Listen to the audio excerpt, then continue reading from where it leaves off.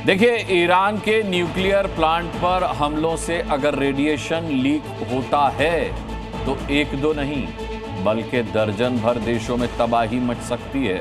बताता हूं आपको। सबसे बड़ा खतरा कुवैत, कतर, बहरीन और यूएई को हो सकता है। क्यों? क्योंकि ये देश पीने के पानी के लिए समुद्री पानी को डिसैलिनेट करने वाले प्लांट्स पर निर्भर हैं। रेडिएशन से समुद्री पानी दूषित हुआ तो इनके डिसैलिनेशन पर सिस्टम के जरिए बड़ी तबाही मच सकती है।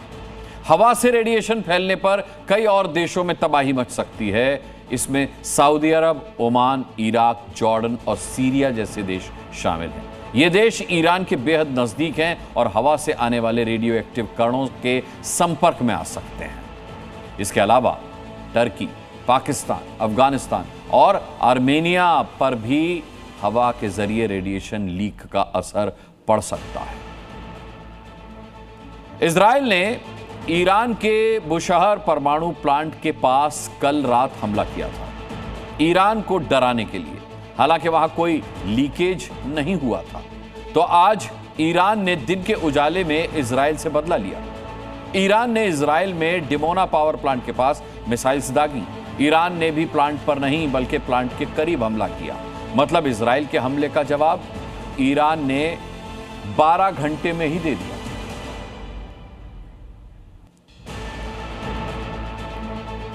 चलिए, पाकिस्तान के हुक्मरानों की हर चीज में नाक घुसाने की आदत है। उनके मुल्क को लगातार भारी पड़ रही है ये आदत।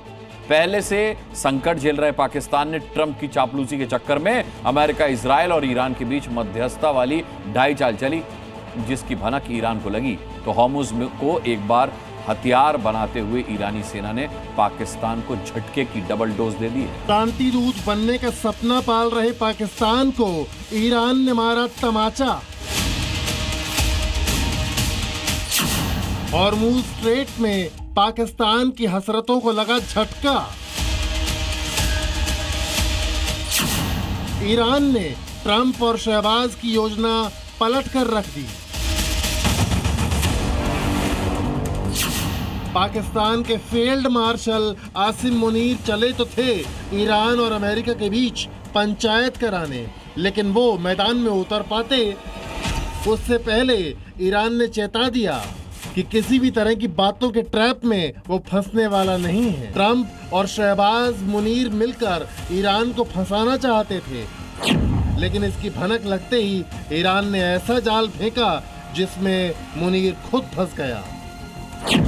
अमेरिका के इशारे पर मिडिल ईस्ट में समझौते की स्क्रिप्ट लिख रहे पाकिस्तान को ईरान ने बड़ा झटका दिया। ईरान ने खाड़ी से कराची की तरफ आ रहे पाकिस्तानी जहाज को स्ट्रेट ऑफ हॉर्मुज़ में रोक दिया, लेकिन ईरान ने साफ कह दिया कि पाकिस्तान के इस जहाज को हॉर्मुज़ से गुजरने की इजाज़त नहीं मिलेगी। पाकिस्तान के इस जहाज को ईरान ने उल्टे पांव खदेड़ दिया।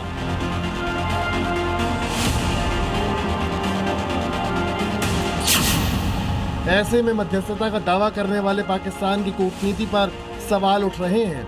यानी अमेरिका ईरान जंग में मध्यस्थ बनने की पाकिस्तानी कोशिश को ईरान ने तगड़ा झटका दिया। पाकिस्तान का सेलेन जहाज संयुक्त अरब अमीरात के शारजाह बंदरगाह से रवाना हुआ था, जो ओमान के रास्ते पाकिस्तान के कराची बंदरगाह की तरफ बढ़ रहा था, लेकिन मंजूरी नहीं लेने की वजह से इसे हॉर्मुज़ से खदेड़ दिया गया। इसकी जानकारी काबुल स्थित ईरानी दूतावास ने दी। एक बार फिर आसिम मुनीर और शहबाज शरीफ की इंटरनेशनल बेइज्जती हुई और इस बार ईरान ने आईना दिखाया। सेलेन जहाज की वापसी से ईरान ने मध्यस्थता करने वाले पाकिस्तान को बता दिया कि ईरान अपनी शर्तों पर ही महायुद्ध में आगे बढ़ेगा, किसी चालबाजी में नहीं फंसेगा। इससे पहले पाकिस्तान के कुछ जहाज स्ट्रेट ऑफ हॉर्मुज़ से गुजरते रहे हैं, लेकिन इस बार जब मध्यस्थता की बात चल रही है तो ईरान ने अपना रुख साफ कर दिया। पाकिस्तान के हुक्मरानों ने पिछले 24 घंटे में ईरान के बड़े नेताओं से कम 3 बार बात की है। खुद पाकिस्तान के प्रधानमंत्री शहबाज शरीफ ने राष्ट्रपति मसूद पेजेशकियान से बात की है। इसके बावजूद पाकिस्तान ईरान को सही तरीके से साध नहीं पाया। दावा है कि अब ट्रंप के पोस्टमैन ने तेहरान को अमेरिका का एक प्रस्ताव पहुंचाया है। यानी पाकिस्तान अमेरिका के इशारों पर शांति दूत बनने की भरपूर कोशिश कर रहा है। भारत के ऑपरेशन सिंदूर में जो अपना घर बचाने के लिए समंदर पार दौड़ा था, आज वो मध्यस्थता कराने की चाल चल रहा है। लेकिन कटोरा लेकर इंटरनेशनल बाजार में खड़े पाकिस्तान की असलियत किससे छिपी है? ये लंबी लाइन है, सड़क तक पेट्रोल के लिए वेटिंग है। ये तस्वीरें पाकिस्तान की हैं जो कटोरा मैन शहबाज की रणनीति पर सवाल उठा रही हैं। ऐसे में हॉर्मूज से सेलन जहाज की वापसी पाकिस्तान को डबल झटका है, क्योंकि इस जहाज में 6,850 टन सामान पाकिस्तान जा रहा था। लेकिन हॉर्मूज से खदेड़े जाना पाकिस्तान की कंगाली में आटा गीला कर सकता है।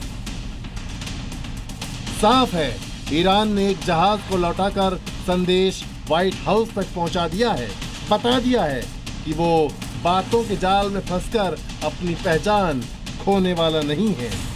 ब्यूरो रिपोर्ट, जी मीडिया।